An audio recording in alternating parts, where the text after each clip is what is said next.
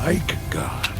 Human unity with God was severed, and through it all, God's promise remained true. Follow me, Abram, and I will make you great. This is the chosen people.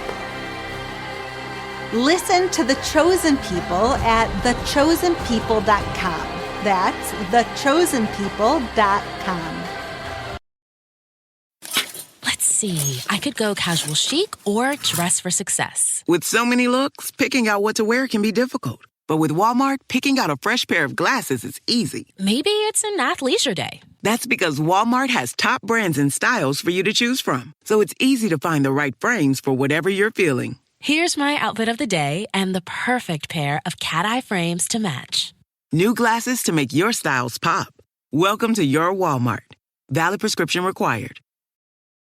Whether you're making the same breakfast that you have every day or baking a cake for an extra special day, eggs are a staple in our diets. Eggland's best eggs are nutritionally superior to ordinary eggs, containing more vitamins and 25% less saturated fat. Not only are they better for you, but Eggland's best eggs taste better too. There's a reason that they're America's #1 eggs. Visit egglandsbest.com for additional information and delicious recipes. Your dining room is the heart of your home, where meals are shared and memories are made. At Ashley, you'll find affordable dining furniture in a range of classic and modern styles. Ashley's small space sets and extendable tables are designed to fit beautifully into any space, from cozy breakfast nooks and kitchens to formal dining areas fit for a feast. And with mix-and-match seating options, everyone at your table gets the perfect seat. At Ashley, style is served. Shop in-store or online today.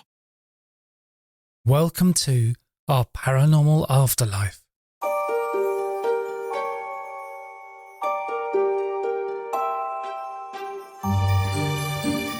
This is episode 146 of Paranormal Stories. This episode I'm reading from A.J. Parr's book, The Girl Who Visited Heaven and Other Children's Near-Death Experiences. When I have guests on my podcasts, I read their books to work out questions for the episodes. When reading these books, I always find such amazing information that never makes it into the podcast. And here, I get a chance to give you a peek into the book. I might put a link to the book in the show notes. And I did seek permission to record this extract from the book, and the author kindly said yes. So I'm going to read from chapter 11, which is titled Peggy Robinson's Near-Death Experience. And this is what AJ has written. When Peggy was 5 years old, she was sitting alone in her room playing with Barbie dolls. Her mum walked in and said, "It's hot outside, let's go swimming." She told Peggy and her older brother John to go on down ahead, and she and Peggy's sister Terry would come down after a bit. They quickly put on their swimsuits, ran down the hill and got into the pond. John, who was a good swimmer, went to the deeper end, dove in and started doing laps back and forth. Peggy could only dog paddle, so she was watching for her mum and sister to come. I eased myself into the water and felt around with my foot for drop-offs because I knew I could go under, she told me when I interviewed her. Then I found a board floating. I thought I could use it as a raft and do what my brother was doing. So I put my belly on the board and paddled out to the centre of the pond. I yelled, "Hey John, look at me." My brother saw me, swam out fast, took my board and continued doing laps on it, and I drowned. Peggy struggled desperately to stay above the water, but her efforts were in vain. She would briefly manage to lift her eyes above the surface, gasping for air, only to be pulled back under by the relentless current. Each time she surfaced, her panic grew and her movements became more frantic. The water was brown and muddy, churning around her, making it impossible to see anything clearly. She lost all sense of direction, disoriented by the swirling murkiness. As she spun around, her small body was dragged further down into the depths. Her limbs grew heavy, and her attempts to fight the water became weaker with each passing second. The once familiar pond had transformed into a disorienting and terrifying abyss, swallowing her in its depths. Struggling for her life, I was struggling to breathe, felt like I was screaming underwater, and felt very lonely down there. Nobody knew I needed help. I thought about my mum and sister up at the house, and suddenly I was at the ceiling of the kitchen looking down at them. They were getting stuff ready to bring down, like for a little picnic or something. I didn't hear them say anything, but I could feel their thoughts and concentration. Then I was back in the water, struggling. My throat felt like it would burst. It hurt so bad. The next thing I knew, I woke up. The water was no longer brown and muddy. It was light, transparent green and shiny. I felt rested, like waking up from a nap. I thought my parents lied to me about drowning because I was fine. I couldn't wait to tell my siblings they'd lied.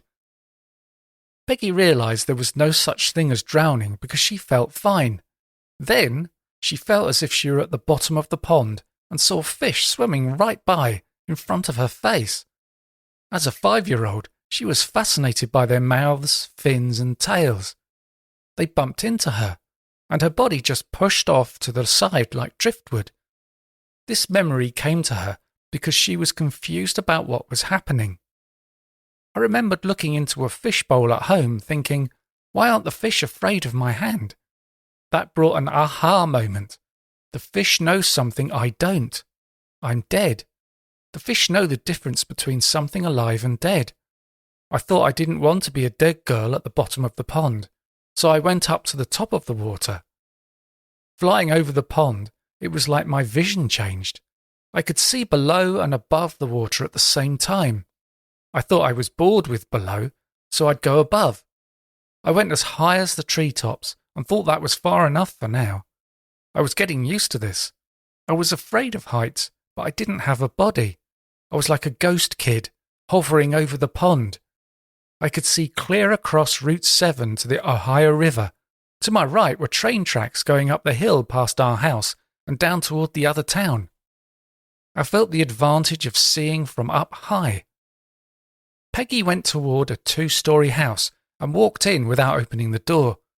The old people sitting around a kitchen table grew quiet and looked at her. She remained quiet and shy because in the 60s, children were taught not to interrupt adults. Peggy said she was looking for kids to play with, and a man at the table replied, "Check the graveyards." I left and was back at the pond, feeling like part of me had never left the centre of it.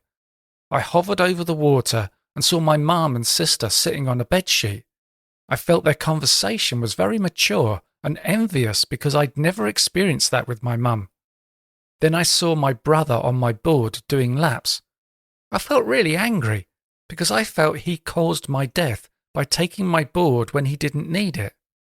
I don't remember the rescue, but I woke up coughing up water over my brother's back. He was carrying me, and my mum and sister were right up ahead. My brother asked if he could put me down, and my mum turned and sighed with relief. They turned and whispered, then walked up to the house. My brother set me down on my feet and ran up to the house. I was sick from the pond water, weak with the knowledge of what had happened. When I was hovering over the pond, I was given the knowledge that my family didn't love me. I thought, oh, I didn't know that. Then she heard a voice clearly say, "Children are sent here to be loved. That is why God sends them here." I replied, "That's not fair. I just found out my family doesn't love me, and now you say children are sent here to be loved. It just didn't seem right."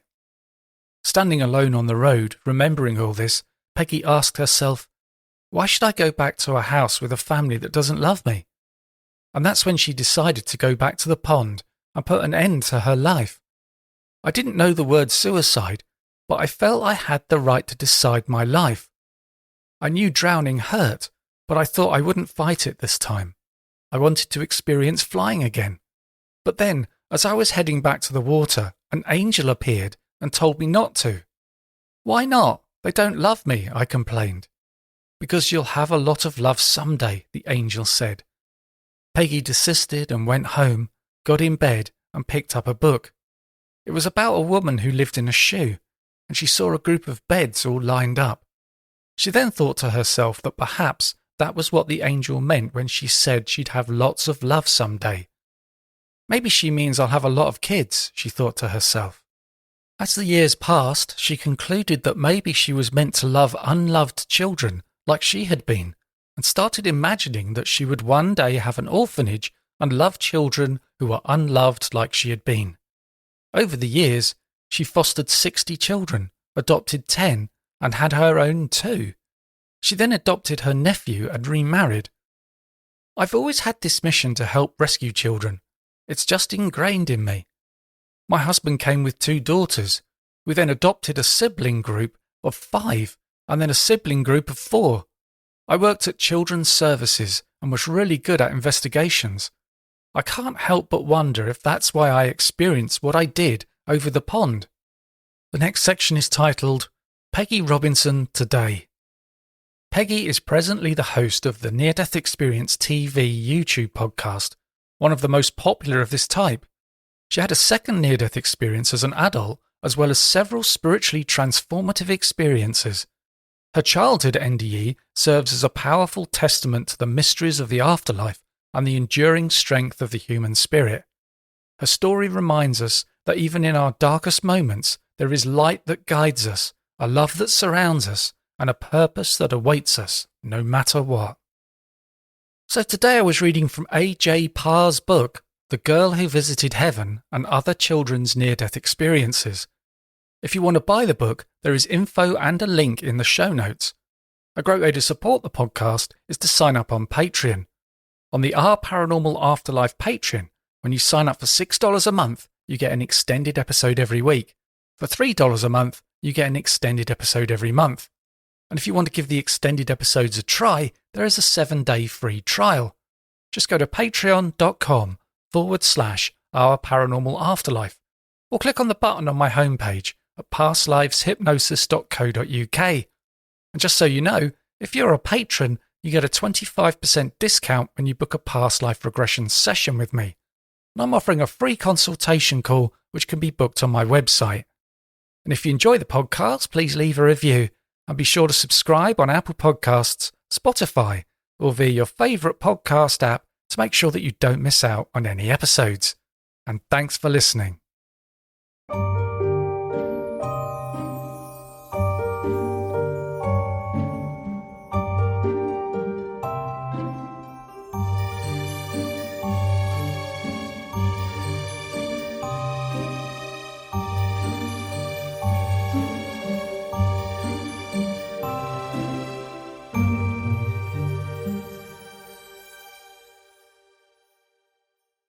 You will be like God. Human unity with God was severed, and through it all, God's promise remained true. Follow me, Abram, and I will make you great.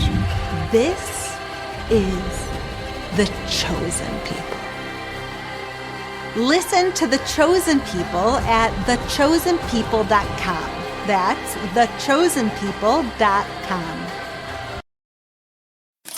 Let's see. I could go casual chic or dress for success. With so many looks, picking out what to wear can be difficult. But with Walmart, picking out a fresh pair of glasses is easy. Maybe it's an athleisure day. That's because Walmart has top brands and styles for you to choose from. So it's easy to find the right frames for whatever you're feeling. Here's my outfit of the day and the perfect pair of cat-eye frames to match.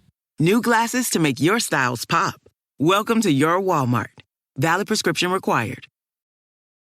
Whether you're making the same breakfast that you have every day or baking a cake for an extra special day, eggs are a staple in our diets. Eggland's best eggs are nutritionally superior to ordinary eggs, containing more vitamins and 25% less saturated fat. Not only are they better for you, but Eggland's best eggs taste better too. There's a reason that they're America's #1 eggs. Visit egglandsbest.com for additional information and delicious recipes. Your dining room is the heart of your home, where meals are shared and memories are made. At Ashley, you'll find affordable dining furniture in a range of classic and modern styles. Ashley's small space sets and extendable tables are designed to fit beautifully into any space, from cozy breakfast nooks and kitchens to formal dining areas fit for a feast. And with mix-and-match seating options, everyone at your table gets the perfect seat. At Ashley, style is served. Shop in-store or online today.